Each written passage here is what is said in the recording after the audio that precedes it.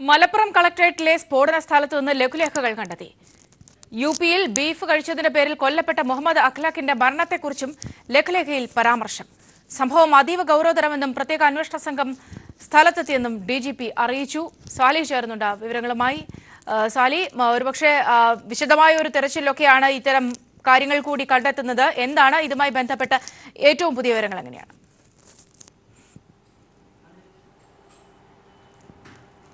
സൗമ്യ, ഉച്ചയ്ക്ക് 1:10 മലപ്പുറം കലക്ടറേറ്റിനകത്ത് കോടതിയോട് ജുഡീഷ്യൽ ഒന്നാം class judicial magistrate കോടതിക്ക് സമീപത്ത് ഉഗ്ര സ്ഫോടനമുണ്ടാകുന്നത്.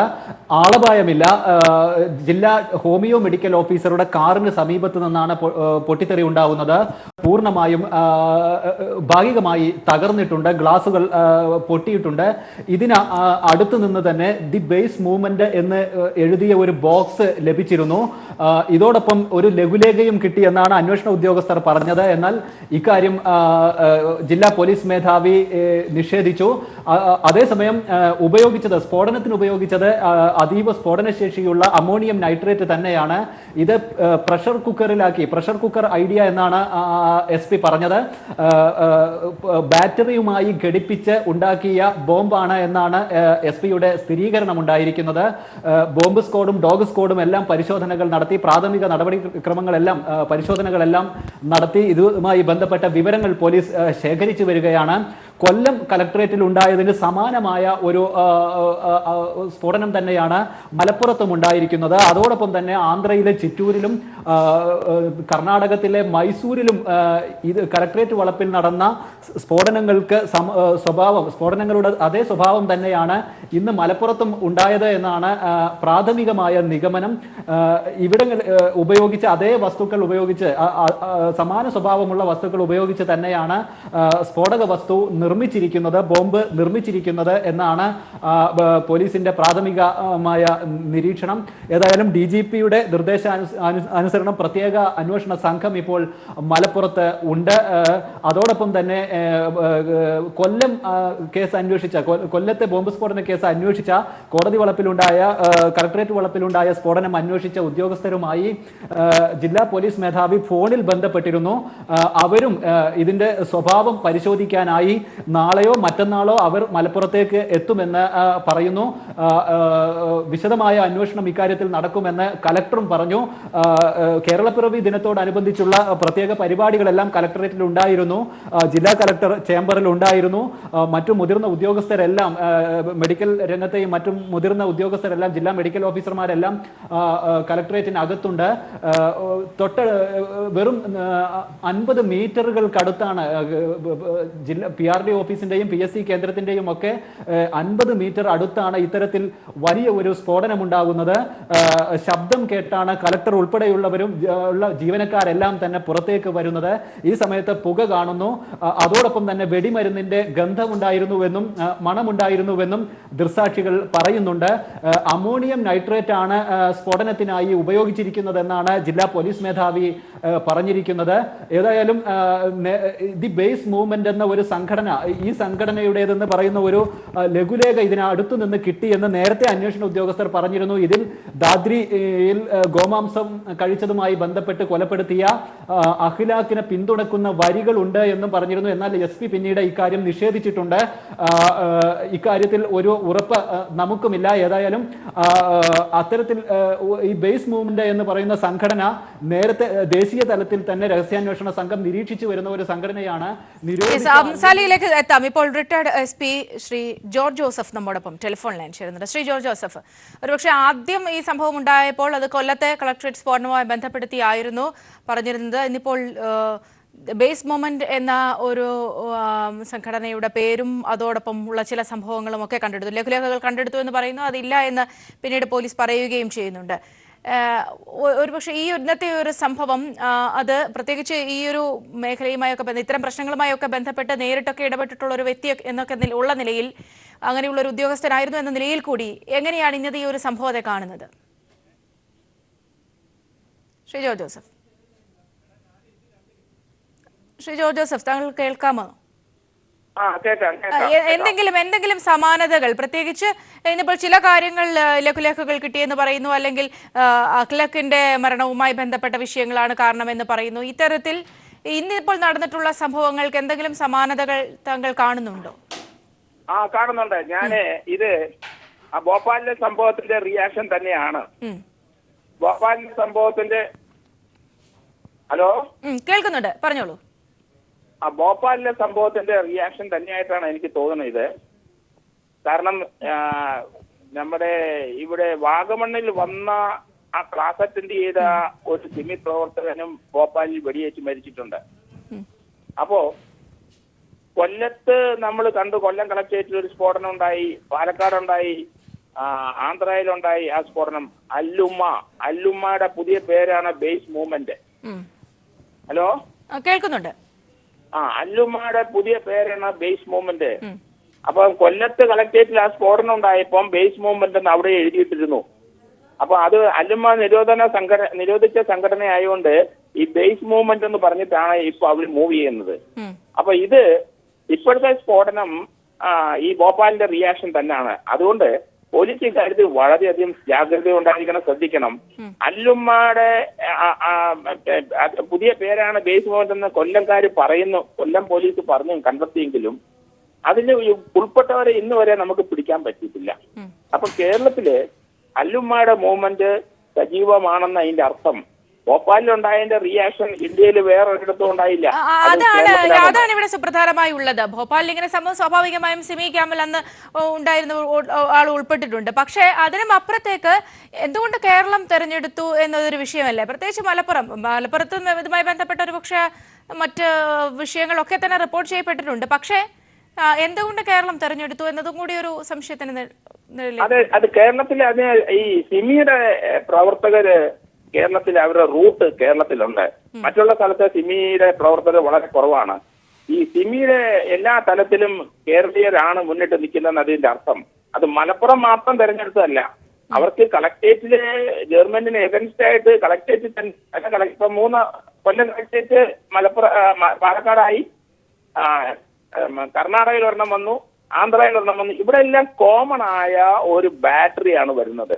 അപ്പൊ അത് ഒരു സോഴ്സിൽ നിന്നാണ് ഈ മലപ്പുറത്തും ഉണ്ടായതും കൊല്ലത്തുണ്ടായതും എല്ലാം ഒറ്റ സോഴ്സ്. പക്ഷെ അങ്ങനെയെങ്കിൽ കുറച്ചുകൂടി ഈസിയായി ഇതിലും വളരെ ഉഗ്രമായ ഒരു സ്ഫോടനമോ അല്ലെങ്കിൽ ഒരു അറ്റാക്കോ നടത്താനുള്ള സാഹചര്യം മറ്റു പല സ്ഥലങ്ങളിലും ഇന്ത്യയിൽ ഇല്ലേ? അതിനൊരു സാധ്യത എങ്ങനെയായിരിക്കും മലപ്പുറം കളക്ടറേറ്റിനെ ബന്ധപ്പെട്ട്?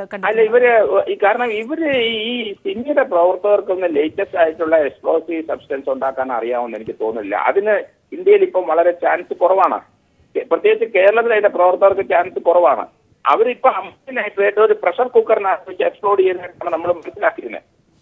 ഒരു മൊബൈൽ ഫോണിൽ നിന്നാണ് കൊല്ലത്തെ സ്ഫോടനം ഉണ്ടായത്. മൊബൈൽ ഫോണിൽ നിന്ന് അത് അപ്പൊ അങ്ങനെയുള്ള ടെക്നോളജി മാത്രമേ നിൽക്കുന്നുള്ളൂ. അത്യുഗ്രമായ പിന്നെ അമോണിയം നൈട്രേറ്റ് ഇവിടെ കോമൺ ആയിട്ട് ഇന്ത്യയിൽ കിട്ടും. അല്ലാതെ വേറൊരു എക്സ്പ്ലോസീവ് ഡിവൈസസ് ഇവർക്ക് തൽക്കാലം അറിയില്ല. പക്ഷെ അങ്ങനെയുണ്ടെങ്കിൽ കുറച്ചുകൂടി ഒരു പക്ഷേ ശ്രീ ജോർജ് ജോസഫ് കുറച്ചുകൂടി റൂറൽ ഏരിയയിൽ, പ്രത്യേകിച്ച് ഈ ഒരു സംഭവം, ഇന്നലത്തെ ആ ഒരു സംഭവം അത് വ്യാജ ഏറ്റുമുട്ടലാണ് എന്ന തരത്തിലുള്ള റിപ്പോർട്ടുകൾ വരുന്നുണ്ട്. പല കാര്യങ്ങളിലും സംശയങ്ങൾ ഉയരുന്നൊക്കെ ഉണ്ട്. ഈ ഒരു പശ്ചാത്തലത്തിലൊക്കെ ഒരു പക്ഷെ അങ്ങനെ ഒരു വലിയൊരു തിരിച്ചടി ആകില്ലേ ഈ സമയത്ത്? താങ്കൾ പറഞ്ഞതുപോലെ ആണ് എങ്കിൽ നൽകാനുള്ളൊരു സാധ്യത, അതിന് കേരളത്തെ തെരഞ്ഞെടുക്കാനുള്ള ഒരു സാധ്യത വളരെ തുച്ഛമല്ലേ? ഇല്ല, കേരളത്തിൽ തെരഞ്ഞെടുത്തിട്ടല്ല. നമ്മൾ ഇനി ആ വാഗമണിന്റെ NIA വാഗമണിലെ ക്യാമ്പിലുള്ളവരെ പറ്റി അന്വേഷിച്ചിട്ടുണ്ട്. അപ്പൊ അതിനെപ്പറ്റി വളരെ ഡീപ്പായിട്ട് പോലീസ് ഇനി അന്വേഷിക്കേണ്ടിയിരിക്കുന്നു. കാരണം കാരണം നമ്മുടെ ഈ സ്റ്റേറ്റിനകത്ത് ഇതിന് സപ്പോർട്ട് ചെയ്യുന്നവരും പ്രവർത്തിക്കുന്നവരും ഉണ്ടെന്നാണ്. അവരെ എന്തായാലും ഇന്റലിജൻസ് അല്ലെങ്കിൽ കേരള പോലീസ് കണ്ടെത്തണം. അത് രാഗബുദ്ധിയോടെ കാണരുത്. നമ്മളിങ്ങനെ ചെറിയ ചെറിയ സംഭവങ്ങൾ ഉണ്ടായി അവസാനം വലിയൊരു ഉഗ്ര സ്ഫോടനത്തിലോ വലിയൊരു സംഭവത്തിലോട്ടൊക്കെ അത് വന്നു ചേരും. കാരണം ഇതിനകത്ത് പ്രവർത്തിക്കുന്നവർക്ക് ആ വാശിയും വൈരാഗ്യം കൂടി വരികയാണ്. ആ ഭോപ്പാലിൽ ഉണ്ടായിരുന്ന ആ വാഗമണിൽ വന്ന ആൾ ഉൾപ്പെടെയുള്ളവരെ ഭോപ്പാലിലെ അയാളുടെ കഴുത്തറുത്തിട്ടാണ് അവർ പോയത്. അത് നമ്മൾ ശ്രദ്ധിക്കണം. അപ്പൊ അത് ആ സൈസുള്ള മൂവ്മെന്റിൽ അവർക്കൊരു മടിയില്ല, ഭയമില്ല, പേടിയില്ല. അപ്പൊ നമ്മള് എന്തായാലും ഇതിന്റെ കണ്ണികൾ കേരളത്തിൽ തന്നെ ഉണ്ട്. അത് പിടിച്ചെടുക്കാൻ പോലീസ് ശ്രമിക്കണം. അതിന്റെ തലപ്പത്തിരിക്കുന്നവരാണ് ഇതിന്റെ ലീഡർഷിപ്പ് കൊടുക്കുന്നത്. അത് തീർച്ചയായിട്ടും നമ്മൾ നോക്കണം. അതായത് പരിശോധിച്ചാൽ ശ്രീ ജോർജ് ജോസഫ്, ഈ കൊല്ലം സംഭവവും ഒപ്പം തന്നെ ഇന്നിപ്പോൾ മലപ്പുറത്തുണ്ടായിരിക്കുന്ന സംഭവവും തമ്മിൽ സമാനതകളുണ്ട്. പ്രത്യേകിച്ച് കഴിഞ്ഞ ഞങ്ങളുടെ റിപ്പോർട്ടർ അത് കോട്ട് ചെയ്ത് പറയുകയുണ്ടായി, മൈസൂരുണ്ടായ സംഭവവും അതും എല്ലാത്തിനും ഒരു സമാന സ്വഭാവം എന്ന് തന്നെ രീതിയിൽ തന്നെ നിരീക്ഷിക്കണോ? അതെ അതെ അതെ നമ്മള് ഇതിനകത്ത് ഇനി വേറൊരു ഇതിനകത്ത് ഇപ്പോഴത്തെ ആ ഇസ്ലാമിക് മൂവ്മെന്റ് ഒക്കെ കേരളത്തിൽ നിന്ന് കുറെ ആൾക്കാരൊക്കെ പോയിട്ടുണ്ട്. അപ്പൊ ഇതൊക്കെ പഴയ സിമി പ്രവർത്തകരാണോ ഇല്ലയോ എന്നും കൂടെ നമ്മൾ നോക്കേണ്ടിയിരിക്കുന്നു, ആ പോയവരൊക്കെ. കാരണം അതിനെപ്പറ്റി കേരള പോലീസിന് വ്യക്തമായ കാഴ്ചപ്പാടോ വ്യക്തമായ രൂപരേഖയോ ഒന്നും ഇതുവരെ കണ്ടെത്താൻ പറ്റിയിട്ടില്ല എന്നാണ് എന്റെ ഒരു ഞാൻ സംശയിക്കുന്നത്. പറ്റാൻ സാധിച്ചിട്ടില്ല, അല്ലെങ്കിൽ ഇത് റെക്കോർഡ് ചെയ്ത്. കാരണം ഇവരെ എത്രയും പെട്ടെന്ന് ഇന്റലിജൻസ് വളരെ ശക്തമായിട്ട് നീങ്ങിയിട്ട് ഇവരെ കണ്ടെത്തണം, ഇവരെ ബുക്ക് ചെയ്യണം, ഇവരെ നിയമത്തിന്റെ പരിധി കൊണ്ടുവന്നേ പറ്റുള്ളൂ. ഇത് നമുക്ക് നല്ലതല്ല. ഒരുപക്ഷെ അവിടെയാണ് ശ്രീ ജോർജ് ജോസഫ് അങ്ങനെയുള്ള കാര്യങ്ങൾ കുറെയൊക്കെ ബ്ലോക്ക് ചെയ്യാൻ പറ്റിയിട്ടില്ല. ഇതുപോലെ നിരവധി ആളുകൾ പോയിട്ടുണ്ട്, അവരുമായി ബന്ധപ്പെട്ട ഒരു അന്വേഷണം മറ്റു കാര്യങ്ങളൊക്കെ നടക്കുന്നു. ഒരു ഘട്ടത്തിലെങ്കിലും ഇതുമായി ബന്ധപ്പെട്ട കാര്യങ്ങൾ ബ്ലോക്ക് ചെയ്യാനായി, ഇത്തരം പ്രവർത്തനങ്ങൾ കൂടുതൽ ആൾക്കാരെ റിക്രൂട്ട് ചെയ്യുന്നതിൽ നിന്നും തടയാനായി ഒക്കെ കഴിഞ്ഞിട്ടില്ലേ? ഒരുപക്ഷെ അങ്ങനെ കഴിഞ്ഞില്ലായിരുന്നെങ്കിൽ കാര്യങ്ങൾ കൂടുതൽ കൈവിട്ട് പോകില്ലായിരുന്നോ? അങ്ങനെ ഒരു ബിരുദമായ അവസ്ഥ ഇല്ല അത് കഴിഞ്ഞിട്ടൊന്നും എനിക്ക് തോന്നുന്നില്ല. കാരണം ഇതിന്റെ തലപ്പത്തിരിക്കുന്നവരാരും ഇന്നുവരെ നമുക്ക് കേരള പോലീസിന് അറിയില്ല എന്ന് എനിക്ക് തോന്നുന്നു. ഇതിന്റെ തലപ്പത്ത് എന്തായാലും 3-4 പേര് ലീഡർഷിപ്പ് കൊടുക്കാനുണ്ട്. അവരെ നമ്മൾ കണ്ടെത്തിയിട്ടില്ല. ചെറിയ ചെറിയ ആൾക്കാർ നമ്മൾ ആരും അറിയാതെ കാശ്മീരില് അവിടെ നുഴഞ്ഞേറ്റത്ത് വെടിയേറ്റ് മരിച്ച മലയാളികൾ 1-2 പേരുണ്ടായിരുന്നു. അപ്പൊ അങ്ങനെയുള്ള സംഭവങ്ങൾ നടന്നിട്ട് കേരള പോലീസ് നമ്മൾ ആരും അറിഞ്ഞില്ല. അതുപോലെ ഇപ്പൊ IS-ന്റെ പ്രവർത്തനത്തിൽ പോയി മടങ്ങി വന്നവരുണ്ട്. NIA പിടിച്ചിരിക്കുന്നവര് പലരും പരിക്കേറ്റവരും അവിടുത്തെ സ്ഫോടനത്തിൽ പരിക്കേറ്റവരൊക്കെ ഇവിടെ തിരിച്ചു വന്നിട്ടുണ്ട്. അപ്പൊ അതിനൊക്കെ കേരളത്തിൽ എന്തായാലും ശരി, കേരളത്തിലെ ആൾക്കാർ ബുദ്ധിജീവികളാണ്. അപ്പൊ ഇങ്ങനെയുള്ള ചിന്താഗതി മൂവിനൊക്കെ പെട്ടെന്ന് എഴുതിയാടി പോവും. അപ്പൊ അതുകൊണ്ട് നമ്മുടെ യങ്സ്റ്റേഴ്സിനെ അതെല്ലാം ഞാൻ നേരത്തെ 1-2 ചാനലിൽ പറഞ്ഞു, പഞ്ചായത്ത് തോറും പഞ്ചായത്ത് മെമ്പർമാര് ഏത് പാർട്ടിക്കാരായിക്കോട്ടെ ഇങ്ങനെയുള്ള കുട്ടികളെ അവർക്കറിയാം. കേരളത്തിലുള്ള ഓരോ പഞ്ചായത്തിലുള്ള മെമ്പർമാർക്കും അറിയാം. അവരൊക്കെ സജീവമായി അലർട്ട് ചെയ്തിട്ട് അങ്ങനെയുള്ള മൂവ്മെന്റിന്റെ ലിസ്റ്റ് എടുത്ത് പോലീസുമായിട്ട് സഹകരിച്ച് മുന്നോട്ട് പോട്ടെ. അത് നാട്ടുകാരും അവിടുത്തെ സാമൂഹ്യ പ്രവർത്തകരും നമ്മുടെ രാഷ്ട്രീയത്തിൽ നിൽക്കുന്നവരെല്ലാം ഇത് ശ്രദ്ധിക്കേണ്ടത്. കാരണം നമ്മുടെ കുട്ടികൾ വഴിതെറ്റി പോകുന്ന പോക്ക് കണ്ടില്ലേ? അതുകൊണ്ട് ഇതിനൊരു കട്ടയിൽ ചെയ്യണം, അതിന് ഇങ്ങനെ മനസ്സിലാക്കേണ്ടത്. ഈ ഒരു 30 വയസ്സിന് താഴെ, ഒരു 18 വയസ്സിനും 30 വയസ്സിനും ഇടയ്ക്കുള്ള യങ്സ്റ്റേഴ്സ് ജോലിയില്ലാതെ വെറുതെ മൊബൈൽ ഫോണിൽ മാത്രം സമയം ചെലവഴിച്ച് പോകുന്ന ആൾക്കാർ ധാരാളമുണ്ട്. അങ്ങനെയുള്ളവരെ എല്ലാവരും നമ്മൾ ഇനി ശ്രദ്ധിക്കണം. അവരുടെ മൂവ്മെന്റ് എന്താണെന്ന് അറിയണം. തീർച്ചയായും ശ്രീ ജോർജ് ജോസഫ്, ഒരുപക്ഷെ ആവർത്തിച്ച് ഇത്തരത്തിൽ ഉള്ള കേന്ദ്രങ്ങൾ ആക്രമിക്കപ്പെടുന്നു, ഇനിയും ഉണ്ടാകാം, ഇനിയും ഇങ്ങനെ സംഭവിക്കാമെന്ന്, പ്രത്യേകിച്ച് കൊല്ലം സംഭവത്തിന് ശേഷം സുരക്ഷ ശക്തമാക്കണം എന്ന തരത്തിലൊക്കെ വലിയ നിർദ്ദേശങ്ങൾ ഉണ്ടായിരുന്നു. അന്ന് ഏറ്റവും വലിയൊരു തിരിച്ചടിയായത് അന്നത്തെ ആ CCTV ദൃശ്യങ്ങൾ ലഭ്യമല്ല എന്നത് തന്നെയായിരുന്നു. കൂടുതൽ ഇത്തരം കാര്യങ്ങളിൽ കൂടുതൽ സജ്ജീകരണങ്ങൾ വേണ്ടതല്ലേ? വേണം, തീർച്ചയായിട്ടും വേണം. കൂടുതൽ സജ്ജീകരണങ്ങൾ നമുക്കിനി വേണം ഇക്കാര്യത്തില്. അതുകൊണ്ട് ഇത് DGPയും മുഖ്യമന്ത്രിയും ആഭ്യന്തര വകുപ്പും എല്ലാവരും കൈകാര്യം ശ്രദ്ധിക്കണം. അതുപോലെ തന്നെ ഓരോ MLA-മാരും MP-മാരും ഈ ജില്ലയിലെ കോർപ്പറേഷനുള്ള അല്ലെങ്കിൽ പഞ്ചായത്ത് മെമ്പർമാരെല്ലാവരും നമ്മളിത് ശ്രദ്ധിച്ച് അതിനൊരു അലർട്ട്നെസ് കൊടുത്തിട്ട് എല്ലാവരും രഹസ്യമായി നമ്മൾ ഈ ഒരു മൂവ്മെന്റ് വാച്ച് ചെയ്തിട്ട് ഇതിനൊരു പരിഹാരം ഉണ്ടാക്കിയേ പറ്റുള്ളൂ. വളരെ നന്ദി ശ്രീ ജോർജ് ജോസഫ്. ഈ അവസരത്തിലുള്ള സംസാരിച്ചത് ഞങ്ങളുടെ റിപ്പോർട്ടർ KT സ്വാലിഹിലേക്ക് പോവുകയാണ് ഒരിക്കൽ കൂടി. സ്വാലിഹ, ഇവിടെ സ്വാഭാവികമായും ശ്രീ ജോർജ് ജോസഫ് സൂചിപ്പിച്ചതുപോലെ തന്നെ പല സംശയങ്ങളും നിലനിൽക്കുന്നുണ്ട്. ലഘുലേഖകൾ കണ്ടെടുത്തതുമായി ബന്ധപ്പെട്ട കാര്യങ്ങൾ, അതിൽ പറയുന്ന കാര്യങ്ങളൊക്കെ തന്നെയും ഇതിലൊക്കെ ഉള്ള സ്ഥിരീകരണം, ഇത്തരം കാര്യങ്ങളിലൊക്കെ ഔദ്യോഗികമായി നമുക്ക് ലഭിക്കുന്ന വിശദീകരണങ്ങൾ എങ്ങനെയാണ്? സ്വാഭാവികമായും ഇങ്ങനെയൊരു സംഭവമാകുമ്പോൾ അതിന്റെ എല്ലാ വിവരങ്ങളും പുറത്തുവിടാൻ ഒരുപക്ഷെ പോലീസ് തയ്യാറാകില്ലായിരിക്കും. അങ്ങനെയുള്ള ഒരു ആശയക്കുഴപ്പമാണോ നിലവിലുള്ളത് സ്വാലിഹ്?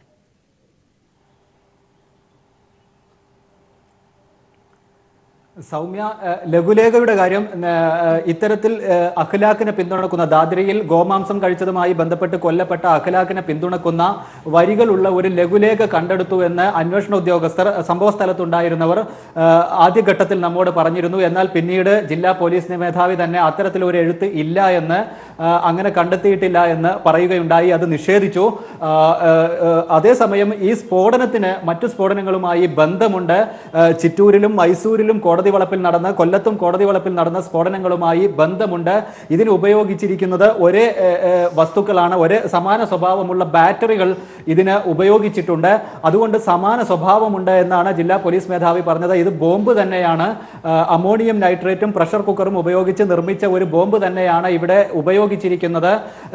ഈ സംഘടനയുടെ സ്വഭാവം ഇവർക്ക് ആളപായം ഉണ്ടാക്കുന്നതല്ല ലക്ഷ്യം, ഭയപ്പെടുത്തലാണ് ഇവരുടെ ലക്ഷ്യമെന്നാണ് മനസ്സിലാക്കാൻ കഴിയുന്നതെന്നും അദ്ദേഹം പറയുകയുണ്ടായി. ഏതായാലും വലിയ ശബ്ദത്തോടെ തന്നെയാണ് സ്ഫോടനം നടന്നിരിക്കുന്നത്.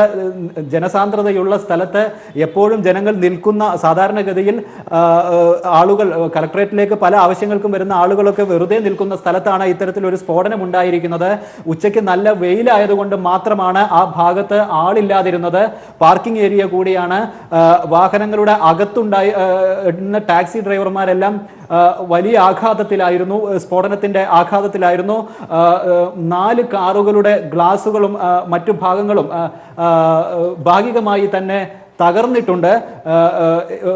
ഒരു അന്വേഷണത്തിന്റെ പ്രാരംഭഘട്ടത്തിലുള്ള നടപടിക്രമങ്ങളെല്ലാം ഇതിനകം തന്നെ പൂർത്തിയായി കഴിഞ്ഞു. DGPയുടെ നിർദ്ദേശം അനുസരിച്ചുള്ള സംഘം ഇവിടെ പ്രവർത്തിക്കുന്നു. അതോടൊപ്പം തന്നെ ബോംബ് സ്ക്വാഡും ഡോഗ് സ്ക്വാഡും എല്ലാം, ഫോറൻസിക് വിദഗ്ധരെല്ലാം വിശദാംശങ്ങളും വിവരങ്ങളും എല്ലാം ശേഖരിച്ചിട്ടുണ്ട്. പ്രാഥമിക പരിശോധനകളെല്ലാം പൂർത്തിയാക്കിയിട്ടുണ്ട്. ഇതിന്റെ അടിസ്ഥാനത്തിലാണ് ഉപയോഗിച്ചത് അമോണിയം നൈട്രേറ്റ് ആണ് എന്ന് പോലീസിന് ഇപ്പോൾ വ്യക്തമായിരിക്കുന്നത്. ഇന്ന് രാവിലെ 9 മണിക്ക് DMO അവിടെ വാഹനം കൊണ്ടുവന്ന് പാർക്ക് ചെയ്യുന്നു. ഹോമിയോ DMO വാഹനം പാർക്ക് ചെയ്ത് അകത്തേക്ക് ഓഫീസിലേക്ക് കയറിപ്പോയി. അദ്ദേഹത്തിന്റെ കാറിന്റെ അടിവശത്ത് നിന്നാണ് ഇത്തരത്തിൽ ഒരു സ്ഫോടനം നടന്നിരിക്കുന്നത്. ഇതിനടുത്തു നിന്ന് തന്നെ ഒരു പെൻഡ്രൈവും കിട്ടിയെന്ന് ഉദ്യോഗസ്ഥർ നേരത്തെ പറഞ്ഞിരുന്നു. ഏതായാലും പ്രഷർ കുക്കറിന്റെ ഭാഗങ്ങളെല്ലാം സ്ഥലത്ത് തന്നെ നമുക്ക് തന്നെ കാണാൻ കഴിയുന്നുണ്ട്. ഈ ലഘുലേഖയെ കുറിച്ച് ഇപ്പോഴും ഒരു കൃത്യതയില്ല. ബേസ് മൂവ്മെന്റ് എന്ന് എഴുതി ഒട്ടിച്ച ഒരു ബോക്സ് സംഭവ സ്ഥലത്തുണ്ട്. ഇത് ഈ കാറിന് തൊട്ടടുത്ത് തന്നെ ഉണ്ടായിരുന്നു. ഇതിനകത്ത് നിന്നാണ് ഇത്തരത്തിലുള്ള ലഘുലേഖയും മറ്റും കിട്ടിയെന്നാണ് പറയുന്നത്. സ്ഫോടനത്തിലാണ് ഈ ബോക്സ് തെറിച്ചു പോയതാകാം എന്നും പോലീസ് കരുതുന്നുണ്ട്. ഇതിനോട് ചേർന്നായിരുന്നു അമോണിയം നൈട്രേറ്റ് ഉണ്ടായിരുന്നത് എന്ന് പരിശോധനയിൽ വ്യക്തമായിട്ടുണ്ട്. ആളപായമില്ല എന്ന ഒരു ആശ്വാസമുണ്ടെങ്കിലും വലിയ ആഘാതത്തിലാണ് ഇപ്പോൾ മലപ്പുറം. നേരത്തെ കൊല്ലത്തേതിന് സമാനമായി തന്നെ ഇപ്പോഴും ഇവിടെയും ഒരു ദുരന്തം എന്ന് പറയുന്നത് CCTV ദൃശ്യങ്ങൾ ലഭ്യമല്ല. കോടതിയുടെ മുൻവശത്ത് CCTV ഉണ്ടായിരുന്നില്ല എന്നാണ് നമുക്ക് മനസ്സിലാക്കാൻ കഴിയുന്നത്. അതുകൊണ്ട് തന്നെ അത്തരം ദൃശ്യങ്ങൾ, അതിന്റെ സാധ്യതകൾ ഇപ്പോൾ നിലനിൽക്കുന്നില്ല. കൊല്ലം സ്ഫോടനം നടക്കുമ്പോൾ ഉണ്ടായിരുന്ന കളക്ടർ ഷൈന IAS തന്നെയാണ് ഇപ്പോൾ മലപ്പുറത്തും ജില്ലാ കളക്ടറായി ഇരിക്കുന്നത്. നൽകിയത് ഏതായാലും സ്ഫോടനവുമായി ബന്ധപ്പെട്ട വലിയ ശക്തമായ അന്വേഷണങ്ങൾ നടന്നുകൊണ്ടിരിക്കുകയാണ്. ബോംബ് തന്നെയാണ് എന്ന് സ്ഥിരീകരിച്ചിരിക്കുന്നു പോലീസ് മേധാവി.